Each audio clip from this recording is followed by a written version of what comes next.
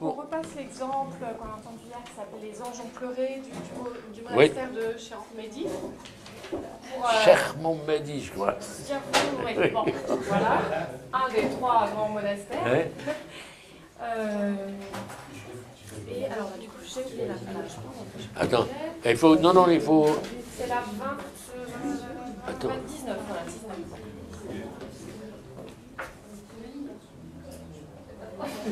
Dans laquelle on entend bien les pauses, hein. C'est ça. Je pense, oui. Voilà, c'était pour ça. C'était pour ça, c'est pour illustrer la segmentation. Lequel c'est? La 19.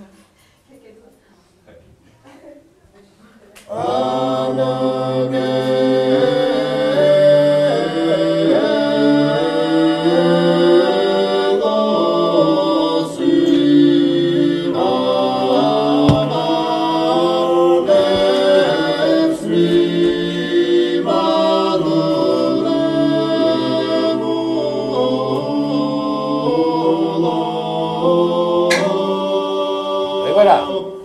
Cadence à la quinte, interne. C'est sur quel disque ça? Celui de...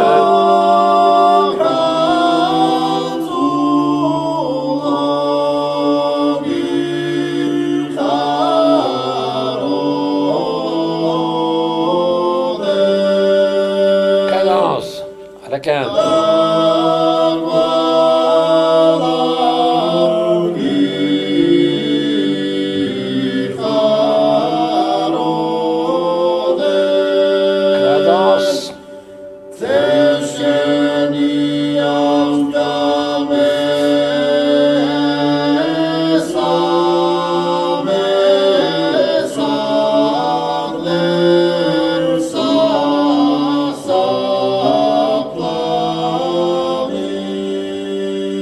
Cadence à la quinte.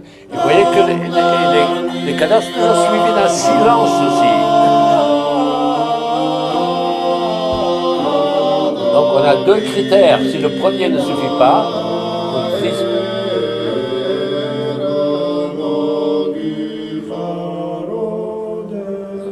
Ça c'est la cadence finale, à l'unisson. Voilà. Ah ben bravo Anne, elle a retrouvé. Bon, j'espère que cet après-midi, on aura le temps d'en écouter d'autres. Oui, bon, ben ça fait, je sais pas, 8 ans que je suis dessus. J'écoute ça un samedi matin. Je suis pris comme ça. Et je les connais par cœur, je connais les gars qui l'ont fait et tout. Voilà. Bon, alors, il faut être passionné dans la vie pour faire ce qu'on fait. Ça permet, en général, de le faire mieux. Bon, alors, je vais vous parler de mode. Et là, je vais être très cuistre. Mais ça ne va pas durer longtemps. Hein. Et je vais me servir de deux articles que j'ai annoncés hier, mais je ne vous ai pas donné le titre. L'un, c'est de Nicolas Méhus, vous connaissez tous le nom, je suppose, qui est un musicologue belge, grand spécialiste de la musique médiévale et du Moyen-Âge, qui s'appelle Mode et système, conceptions anciennes et modernes de la modalité. Il figure dans la bibliographie que j'ai donnée à Anne, qu'elle va vous distribuer, je suppose, dans la revue Muséorgia. Alors, je cite, hein, là, la modalité en tant que dispositif de différenciation et de classement, je vous suggère de vous concentrer, hein, parce que ce n'est pas facile. Alors, la modalité en tant que dispositif de différenciation et de classement repose sur l'identification explicite ou implicite de différences structurelles à l'intérieur d'un système général. À l'intérieur d'un système général qui est celui des modes, la famille des modes. Hein. La modalité du plein champ, par exemple, vise à établir à l'intérieur du système diatonique, qui en constitue le cadre général, les catégories particulières que sont les modes ecclésiastiques. Bon, les modes ecclésiastiques, vous les connaissez tous, ils ont des noms très compliqués, mais en réalité, ça revient à dire le mode de Do, le mode de Ré, le mode de Mi. Et si vous laissez tomber le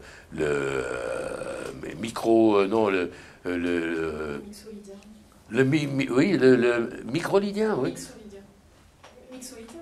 Non, lydien, il y a lydien et il y a... Hein? Hippolidien. Bon, et alors, ils ont tous des noms bizarres, et ça fait une confusion extraordinaire. Vous dites mode de sol, mode de mi et mode de fa, et c'est beaucoup plus simple. Alors, Monsieur Meus continue. Dans son remarquable article mode du New Grove Dictionary, je vous en ai parlé hier, Harold Powers fait appel à plusieurs reprises, référence à des fonctions modales. Qu'est-ce que c'est les fonctions modales? Et maintenant, je reviens à Nicolas Meus. La fonction la plus importante est celle de la finale, dont Powers note avec raison combien la notion est proche de celle de tonique. Le mode est déterminé notamment par la relation intervallique de chacun de ces degrés avec la finale. Donc, ça veut dire une hiérarchie des degrés. C'est comme vous dites, l'échelle majeure, mineure, ils ont 2 modes, mais il n'y en a que 2, alors que les modes ecclésiastiques, il y en a 8, 7. Dans la polyphonie, ces fonctions deviennent notamment celles des cadences, la cadence finale surtout, mais aussi les cadences intérieures. Alors, lui, il parle des cadences intérieures justement pour éviter de parler de semi-cadence. Mais Powers discute par ailleurs des qualités modales. Les qualités modales résultent du fait que chacun des degrés du système est entouré d'une configuration unique d'intervalles, puisque, contrairement à ce qui se passe dans l'échelle chromatique, les degrés de l'échelle diatonique ne sont ni équidistants ni équivalents. Avez-vous compris ce petit paragraphe? Ça veut dire que si vous avez dans le système majeur-mineur, il y a 2 modes, là vous en avez 7, et dans chacun des modes, la configuration des intervalles, elle est différente, parce que si elle était la même, vous aurez un mode de moins à chaque fois. Si vous prenez le mode de mi et de si, qui commence par l'intervalle de demi-ton, dans mi, ça fait demi-ton, ton, ton, hein, donc ça vous donne une carte, et vous prenez la même chose, le début du mode de si, vous avez si, do, ré, mi, fa, demi-ton, 2 tons et demi-ton, et ça vous donne, vous n'avez pas de quinte, vous avez un triton. Comprenez? Bon, les autres, vous le connaissez, que le sol se distingue du do, bon, parce que la 7e n'est pas d'un demi-ton, mais d'un ton entier. Mais je ne vais pas vous faire le cours là-dessus, vous le connaissez. Bon. Mais il existe un lien étroit entre les fonctions. Les fonctions, c'est les cadences. Et les qualités modales ainsi définies, parce que les premières sont différenciées par les secondes. Chaque degré du système est entouré d'une configuration unique d'intervalles. C'est ça qui est important. Alors que la fonction de tonique de telle tonalité est la même que celle de n'importe quelle autre tonalité, la fonction de finale de tel mode est nettement différente de celle des autres modes parce qu'elle se situe sur un autre degré du système sous-jacent, le système diatonique. Parce que tous ces modes, ils sont bâtis sur le système diatonique. Puisqu'on prend le mode de Do, le mode de Ré, sur le clavier du piano, on ne change rien. Bon.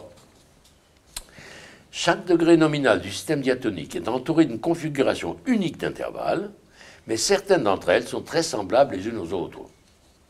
Par exemple, le mode de Ré et de La. Une seule différence. Bon, je n'entre pas parce que sinon on en a pour un bon moment. Je n'entre pas dans les détails. Ainsi, par exemple, les intervalles qui entourent Do et Sol sont les mêmes, à l'exception d'un seul, la seconde en dessous d'eux, qui est mineur pour Do, Do, Si, et majeur pour Sol, Sol, Fa. Vous voyez, c'est ça l'idée de la configuration différente des intervalles, c'est ça qui fait la spécificité des modes. Parce qu'il y en a 7, c'est beaucoup. Et là, on arrive à la musica ficta. La musica ficta, j'ai parlé de ça ce matin, on a parlé hier. La musique modale du Moyen-Âge de la Renaissance n'est évidemment pas exclusivement diatonique. Il faut donc considérer brièvement le cas des altérations chromatiques. Et les altérations chromatiques, ça veut dire, en fait, ils ne le disent pas, mais c'est ça. C'est des altérations d'un demi-ton, mais qui ne sont pas systématiques. Sinon, ce serait des changements de mode. Alors, il faut toujours faire le commentaire, l'exégèse de ces articles. Pourtant, c'est un homme du XXe siècle, du XXIe maintenant, on pourrait dire, eh bien non, ça n'y est pas. Hein, il faut le comprendre. Parce que, et c'est ça qui est intéressant, et ça nous ramène à quoi? Au fait que les phénomènes de musica ficta dans la musique géorgienne manifestement, jusqu'à preuve du contraire, en tout cas pour moi, ne s'applique pas aux accords qui sont les accords structurels des chants. Et donc ils sont plus un événement de décoration, j'avais dit de coloration tout à l'heure, comme le tempérament légal. Bon. Alors,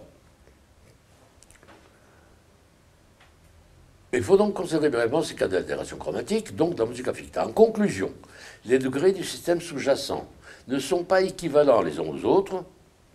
C'est plutôt un résumé qu'en conclusion, mais ce n'est pas grave. Ils sont affectés a priori de qualités qui dépendent notamment des configurations intervalliques qui les entourent. Vous voyez qu'en une page et demie, il revient 5 fois à ce problème de configuration identique, configuration intervallique, ce qui est l'une des choses les plus importantes du mode, évidemment. Et l'autre aspect que je voulais mentionner, c'est bien sûr celui de la ficta, et le dernier, enfin, c'est celui du rôle des cadences internes. J'en ai fini avec M. Méus, et je passe à un autre article qui se trouve dans la même revue Musinger, dans le même numéro, dans la même édition. C'est une dame belge qui s'appelle Anne-Emmanuelle Keulemans, je ne sais pas si vous dire Seulemans, c'est avec un C, qui a été l'étudiante de Méus et qui a fait sa thèse avec lui. Et son article s'appelle « L'analyse des structures modales dans le répertoire polyphonique préclassique ». Alors maintenant, vous voyez pourquoi je le prends, parce que je cherche, moi, les analogies. Et ça s'applique au Kyrie de Josquin-des-Prés. Alors là, il va être question de deux autres auteurs qu'elle cite abondamment. Je vous les donne tout de suite pour ne pas avoir à m'arrêter à chaque fois.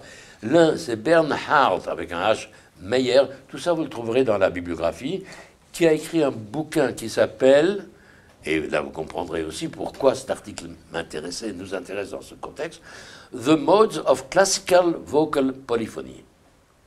The Modes, qui d'ailleurs semble contradictoire, the Modes of Classical Vocal Polyphony. Il ne dit pas de quelle époque. L'autre, c'est un monsieur qui s'appelle Frans Wiering, qui doit être un Hollandais. The Language of the Mode, Studies in the History of Polyphonic Modality. Alors, le polyphonic modality, chaque fois je me jette dessus comme un chien sur un os, pour une raison simple, parce que presque personne ne parle de ça. Et ceux qui parlent de la polyphonie modale, c'est pour dire que ça n'existe pas.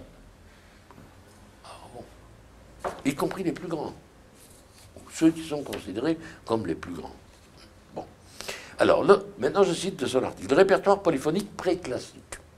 Donc au moins on va savoir de quoi on parle.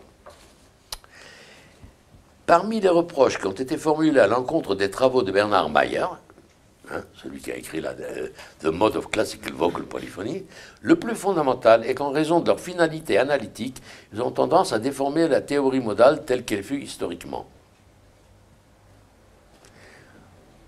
Alors ça vous dit tout de suite que tout le monde n'est pas d'accord là-dessus, et la théorie modale, c'est un beau sac de nœuds. Hein.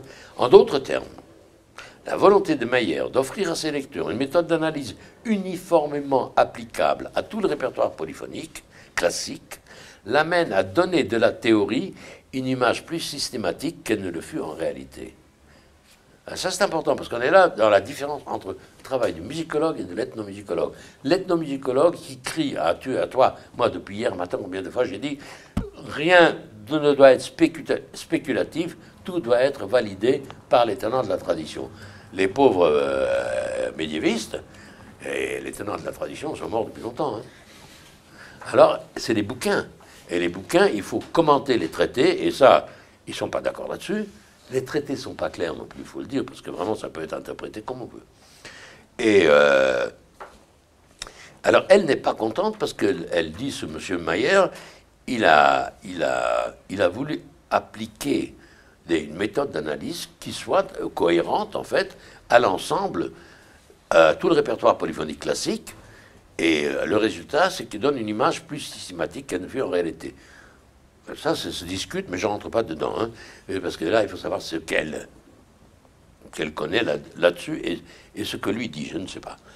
Alors, Frans Wiering, c'est l'autre auteur dont elle parle, mentionne ainsi l'existence à la Renaissance de deux visions sur la modalité, une vision interne selon laquelle le mode influence le déroulement complet des œuvres, et une vision externe selon laquelle le mode d'une composition ne se manifeste que par certaines caractéristiques, voire même une seule, la finale. Voilà. Tout ça, pourquoi je vous dis tout ça, sur des points de détail comme la finale, tout ça, pour vous expliquer que ce choix que j'ai fait, que la finale d'un chant sera toujours considérée comme le degré 1 du mode du chant, même si beaucoup de médiévistes me disent que c'est pas toujours comme ça, c'est souvent pas comme ça, et quand, pour ceux qui n'étaient pas là hier, je leur demande, bon, alors c'est comment? Alors, ils disent, ah, c'est compliqué. Ben, oui, alors à ce moment-là, on a deux possibilités, ou on s'arrête, on va boire un verre au bistrot en face, mais on ne revient plus du tout au sujet, parce que vous ne pouvez pas, sans savoir dans quel mode vous êtes, vous ne pouvez pas faire la moindre analyse harmonique. Ça, je l'ai expliqué en long et en large hier, j'y reviendrai cet après-midi si c'est nécessaire. Bon.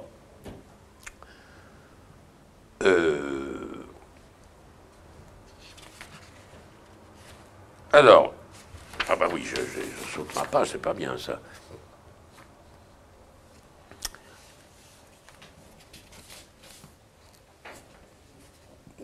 Voilà. Alors, qu'est-ce qu'elle nous dit, la dame? Elle nous dit, donc, M. Viring considère que s'il n'y a un seul critère pour déterminer un mode, c'est la finale. C'est beaucoup. À vrai dire, moi, j'ai lu tous ces braves gens après avoir pris ma décision, il y a déjà de ça 8 ans.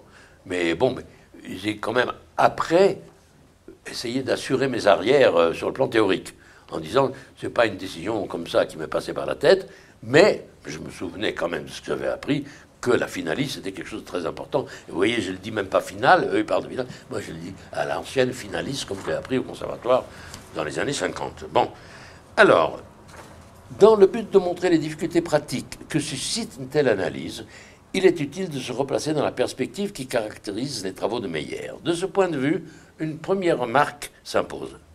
Alors là, ça va être rigolo parce qu'on revient au traité du Moyen-Âge, et vous allez voir. Avant le Trattato della natura e cognizione di tutti gli tuoni di canto figurato, Venise 1525, de Pietro Aron, qui était un grand théoricien de la Renaissance, l'application de la théorie modale à la polyphonie ne suscite guère d'intérêt de la part des théoriciens. Vous vous rendez compte de ce qu'on nous dit là? En 1525, aller chercher qui composait... c'était l'époque de Dufay, c'était l'époque de Josquin. C'était des tout grands. Et qu'est-ce qu'ils écrivaient? Ils n'écrivaient pas du chant grégorien. Oui, ils écrivaient des polyphonies extraordinaires. Ça n'intéressait pas les théoriciens. S'il est vrai que dès le Moyen-Âge, divers auteurs mentionnent incidemment la possibilité d'appliquer les modes à la polyphonie, seul le Liber de Natura e Proprietate Tonorum de Johannes Tinctoris, à la fin du XVe, au début du XVIe siècle, seul son livre propose des critères explicites pour l'analyse modale d'œuvres polyphoniques. Seul. Et vous allez voir à la fin qu'on va être encore déçu, même avec M. Tinctoris, qui est considéré comme un des tout grands théoriciens de cette époque. Franz Viring cite quelques auteurs antérieurs au XVIe siècle qui soulèvent la question de savoir si la modalité est applicable à la polyphonie. Vous voyez où on est. Il faut tout remuer. Et on apprend des choses tout à fait étonnantes. Pour ceux qui répondent positivement, c'est-à-dire que la modalité est applicable à la polyphonie, bonjour, on se serait douté quand on entend ce qu'on a entendu. Aucun ne donne de commentaires détaillés sur la manière dont la polyphonie doit être analysée modalement. Tinctoris est le premier théoricien qui s'adresse explicitement aux compositeurs de musique polyphonique dans ce Liber de Natura e Proprietate Tonorum, qui était publié par les Américains en 1975, et une analyse détaillée de sa théorie modale est donnée dans Franz Viring, dans l'ouvrage que Mme Kölmans nous a cité plus haut. Cependant, Ces critères ne diffèrent pas fondamentalement de ceux utiles à l'identification modale de pièces monodiques. Ça, c'est joli aussi. Ils vous disent, oui, d'accord, on applique à la polyphonie, mais c'est pas plus compliqué que de l'appliquer à une monodie. Sauf que quand vous avez une polyphonie qui change de mode 3 fois, 4 fois, 5 fois, comment vous y prenez? Alors que dans la monodie modale, pour autant que je sache, un morceau entier est dans un mode. Et on donne le mode du morceau. Ce n'est pas des segments de morceaux. Donc le problème, il est totalement différent. Bon. Alors, cependant, ces critères ne diffèrent pas fondamentalement de ceux utiles à l'identification de pièces monodiques. Les tournures mélodiques, c'est ça, les motifs dont il parlait hier, dont on parlait hier. C'est-à-dire que le mode, c'est pas seulement la finalice et une hiérarchisation entre les degrés, c'est aussi un ensemble de tournures qui sont caractéristiques au mode. Ce qui fait que ce que eux, les géorgiens appellent les tons, c'est-à-dire que quand on entend une formule chantée, on sait dans quel mode on doit être en principe. Je dis en principe parce que c'est pas vérifié cette affaire. Les tournures mélodiques, l'ambitus, alors l'ambitus, bon, c'est bien joli, et on en parle beaucoup au Moyen-Âge. Personnellement, je crois qu'il n'y a aucune espèce d'importance quand il s'agit de ce type de musique, les géorgiens. Et les notes initiales aussi, ça peut être n'importe quoi, il n'y a aucune hiérarchie dans les notes initiales ici. Les exemples que donne Tinctoris pour illustrer son traité sont d'ailleurs, pour la plupart, monodiques. Et le théoricien doit user d'un subterfuge pour rattacher la théorie modale au répertoire polyphonique. Ça veut dire quoi? Ça veut dire qu'il ne savait pas comment faire, en le disant simplement. Donc les grands auteurs des traités du Moyen-Âge avaient affaire à un matériau et ils ne savaient pas comment se débrouiller avec. En affirmant la priorité du ténor par rapport aux autres voix, tout en reconnaissant la possibilité d'une divergence modale entre les voix, nous y voici, il ne fait en réalité que contourner le problème de la structure modale en tant que résultat d'une interaction entre plusieurs voix. Et maintenant, je cite Tinctoris, pas en latin, à pas peur. Dès lors, quand une messe ou une chanson, ou n'importe quelle autre composition est constituée de plusieurs parties appartenant à des modes différents, si quelqu'un demande dans l'absolu quel est le mode d'une telle composition, celui qui est interrogé doit répondre dans l'absolu d'après la qualité du ténor, parce qu'il s'agit de la partie principale de toute la composition et, pour ainsi dire, du fondement de toute relation. Mais s'il demande le mode d'une voix particulière de cette composition, il faut lui répondre de manière particulière, qu'elle appartient à tel ou tel mode. Par exemple, si quelqu'un me disait de manière générale, Tinctoris, je te demande à quel mode appartient le chant Le Serviteur, je répondrais de manière générale qu'il appartient au premier mode irrégulier. Alors là, c'est les modes de l'Église. Hein. Irrégulier, ça doit dire, c'est probablement, il y a je pense que ça veut dire plagan, mais je ne suis pas sûr. Bon. Mais de toute façon, ça n'a rien à voir pour ce que on n'en a pas besoin ici. Pourquoi? Car le ténor, qui est la partie principale de ce chant, est de ce mode. Mais s'il me demandait en particulier à quel mode appartient le supremésome ou le contraténor, je lui répondrais en particulier que l'un et l'autre sont du deuxième mode irrégulier. Et personne ne doute qu'à la question du mode particulier du ténor, il faut répondre comme à celle du mode général. Bon, si avec ça vous êtes beaucoup plus avancé, vous m'expliquerez. Hein, parce que moi, j'avoue que là, je suis perdu. Mais j'ai comme une vague impression. Et là, c'est très... Et c'est pas... Je ne pense pas que c'est par vanité ou par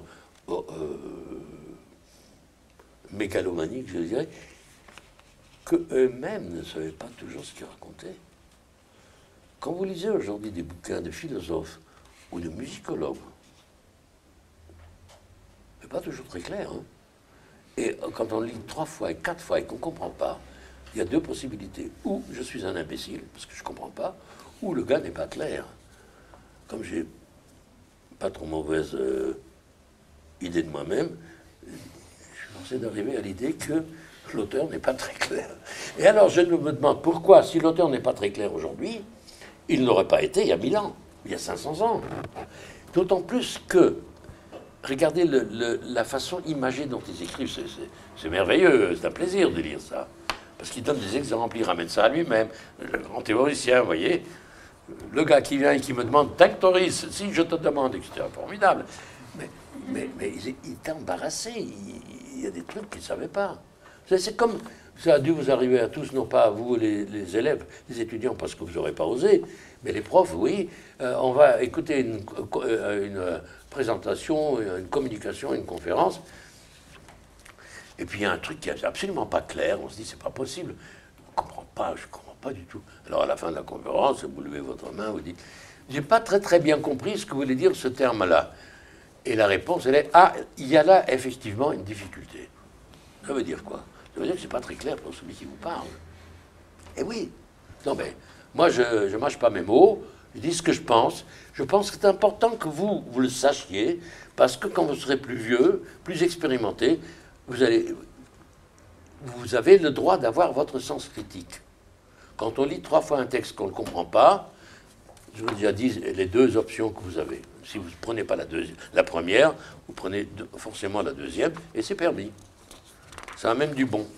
Voilà, je suis un iconoclaste, on appelle ça en général. Voilà, alors.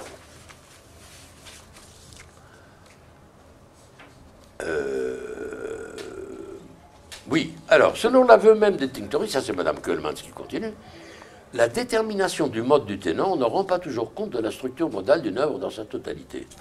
Ah ben alors, c'est pas moi qui le dis, hein, là c'est elle. Non, je me cache derrière son dos.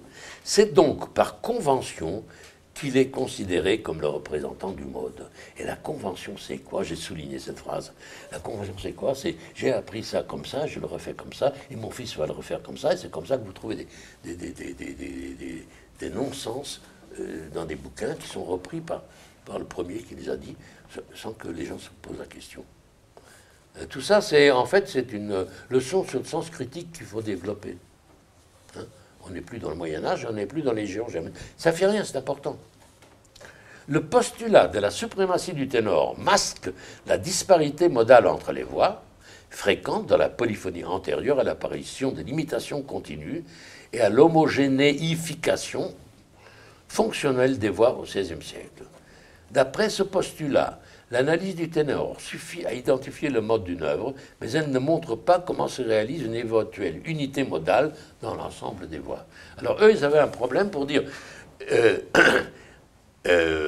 dans ce chant, la voix du ténor, elle est dans tel mode, mais je ne peux pas dire dans quel mode sont les autres. C'est quand même inouï. Alors que ce n'est pas du tout le problème par rapport à la musique géorgienne, qui ici est celui-là. Si j'ai 6 segments avec des cadences, comme on a entendu, des cadences bien claires, et que les segments ne sont pas dans le même mode, je ne peux pas dire que le chant est dans un seul mode. Donc le chant est en plusieurs modes. Et ça, je l'ai compris il n'y a pas si longtemps, c'était il y a 2 ans, en 2012, quand j'avais fait inviter au colloque de Tbilissi Madame pas Margaret Bent, mais l'autre grande spécialiste qui est Susan Rankin, qui est prof à Cambridge. J'ai eu beaucoup de mal de la convaincre pour venir participer à une table ronde musique médiévale, musique géorgienne à Tbilissi. Et là, on a fait une excursion au cours du colloque, et on était dans le bus, et j'ai dit, écoute, Suzanne, je me mets près de toi, parce que j'ai beaucoup de questions à te poser, je veux discuter avec toi. Et alors j'ai dit, écoute, comment je fais? Moi, je ne suis pas Tinctoris, et j'avais le problème. Comment je fais pour dire, cette prière est dans tel mode, alors que ça se balade entre 3 modes différents? Alors elle m'a dit, oui, mais gna gna gna, mais je n'avais pas non plus une réponse claire. Alors je lui ai demandé, écoute, si j'arrêtais de noter des modes pour les chants, mais de noter des modes pour les segments, est-ce que ça te paraît plus logique? Elle m'a répondu oui, et ma décision était prise à ce moment-là. Oui, parce qu'en effet, elle est logique. Et alors, mais ça vous amène plus loin. Et c'est ça qui est rigolo dans la recherche, parce que vous trouvez un truc et ça vous pose 5 questions supplémentaires. Et c'est ça qui est marrant aussi, parce que ça maintient jeune, la preuve. Bon. Alors, eh oui. Alors, si vous faites ça, comment est-ce que vous décrivez un chant? Je dis, mon premier segment est en sol, le deuxième en la, le quatrième en mi, et le cinquième en ré. C'est donc que je dois chercher sur un corpus plus vaste qui aurait des traits communs. Par exemple, il est originaire du même monastère, comme dans ce bouquin. Tous les chants sont originaires du même monastère. Donc monastère égale région. Est-ce qu'il n'y aurait pas une syntaxe des modes? Vous me suivez? Pas seulement la syntaxe des accords qui forment le chant, mais les accords, je le prends au niveau du segment. Mon premier segment, j'ai 4 accords, 5 accords, peu importe. C'est les vrais accords, les accords structurels. Et celui-là, il est en do. Le prochain, il est en sol, et il a 6 accords. Alors évidemment, ma syntaxe des accords, c'est dire ça va après ça c'est réciproque, c'est pas réciproque, etc. Et après, de dire le mode de... dans telle région, le mode de sol, dans un segment, peut être... Un segment en sol peut être poursuivi, comment on dit, oui, peut être à un segment en sol peut succéder un segment en la. C'est-à-dire, on fait la syntaxe des segments. Ça veut dire que vous avez une superstructure harmonique. Mais ça, j'en suis loin. Hein. Mais c'est prévu. Je voulais dire, ce qui est intéressant, c'est que le fait de procéder comme ça vous amène à penser plus loin. Et donc à vous élever d'un niveau. Ça veut dire qu'il y a une hiérarchie. C'est du super Schenker, quoi. Voilà, pour le dire vite. Ben, c'est ça. Bon, alors moi je trouve ça marrant et c'est très it's exciting, c'est très stimulant de devoir faire ça, de devoir faire d'autres choses qu'on n'a pas du tout prévues. Et il peut, tout d'un coup, je n'en sais rien, il se peut que les segments dans les modalités différentes ne se succèdent pas de la même manière dans une région et une autre, ce qui ferait que quelqu'un qui est au fait de la musique, même s'il n'a pas étudié la musique, quand il entend une musique, il entend le genre de transition d'un mode à un autre au sein d'une pièce, il dit « Ah, ça vient de Goury ». Et comment tu le sais? Ben, je l'entends. Il entend intuitivement que le type de changement de mode ne pourra pas être de Carietti. Vous voyez? C'est rigolo. Hein. Moi, je trouve ça amusant. Je ne sais pas si j'en verrai la fin, mais enfin, c'est amusant. Donc, alors, il nous dit le postulat de la supériorité du ténor masque la disparité modale entre les voix fréquentes dans la polyphonie antérieure à l'apparition de l'imitation, je l'ai dit. Alors, d'après ce postulat, l'analyse du ténor suffit à identifier le mode d'une œuvre, mais elle ne montre pas comment se réalise une éventuelle unité modale dans l'ensemble des voix, c'est-à-dire dans les différentes voix. Sur ce plan, il est tout à fait significatif que, comparativement aux théoriciens qui le suivent, Tinctoriste reste discret quant au rôle des cadences. Là, moi, je suis resté sur mon postérieur, pour le dire poliment. Bon. Il se contente, en effet, de mettre son lecteur en garde contre les perfections. Alors là, j'ai passé 2 heures à chercher ce que veut dire perfection dans le langage musical du Moyen-Âge. J'ai rien trouvé, parce que ni M. Apple, Philippe, de son prénom, dans le dictionnaire of music de Harvard, qui est un très bon dictionnaire, ça ne figure pas, et dans un dictionnaire français que je vous recommande, qui s'appelle Les mots de la musique. Tu connais ça? Alors, comment s'appelle l'auteur? Jacques Siron. Voilà, Jacques Siron. Extraordinaire. C'est vraiment le meilleur truc qu'on peut trouver, parce qu'il vous donne à la fois l'explication du terme, il vous donne son origine, il vous donne comment il était utilisé il y a 200, 300, 400 ans, et il vous donne l'équivalent du terme dans différentes langues européennes. C'est très, très précieux comme outil. Hein, très. Voilà, je vous recommande à chacun de vous de l'acquérir, mais d'en acquérir la dernière édition, parce que moi j'en ai une qui est un peu ancienne, et justement, perfection n'y figure pas. Voilà, pour vous dire. Alors, il se contente, M. Tinctoris, de mettre son lecteur en garde contre les perfections qui provoqueraient un écart modal qui s'appelle distonatio en latin, mais il ne précise pas quel est le seuil à ne pas franchir sous peine d'une distonatio, et la définition des perfections ne reste elle-même fort générale. Alors, là, vous n'avez pas compris. Pas compris le terme de l'écart modal, je vois ce que c'est. Bon, ça peut être, parce que vous voyez, vous avez des trucs qui sont mal définis. Un écart modal, ça pourrait être un phénomène de musica ficta, quoi, un demi-ton qui change. Voilà, mais le reste, je ne comprends pas. Le principe de la primauté du ténor n'est pas sans poser de problème, pour vous dire que on n'est pas seulement à se poser des questions quant à la musique géorgienne. Celle du Moyen-Âge, elle nous conserve quelques-uns. Les analyses, donnent quelques analyses qui suivent, montreront que certaines œuvres semblent contredire ce principe. Il s'ensuit que les quelques recommandations théoriques d'époque dont nous disposons pour l'analyse modale du répertoire préclassique se trouvent battues en brèche par les œuvres elles-mêmes, ce qui réduit, pour ainsi dire, à néant les outils analytiques auxquels la musicologie peut se fier.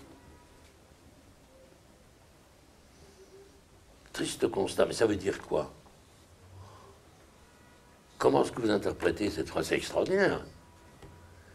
Pour moi, ça veut dire tout simplement que la musicologie, aujourd'hui, n'a pas encore les outils pour analyser la musique du Moyen-Âge. Et c'est peut-être la raison pour laquelle elle ne les a pas analysés. Parce que si vous cherchez dans les 10 000 bouquins et les 100 000 articles sur la musique médiévale et celle de la Renaissance, des analyses, ça veut dire de la segmentation, quelqu'un qui vous parle de 2 cadences, 3 cadences, de l'analyse harmonique d'une polyphone, ça n'existe pas. J'ajoute à ma connaissance, parce que pour ne pas être présomptueux. Voilà.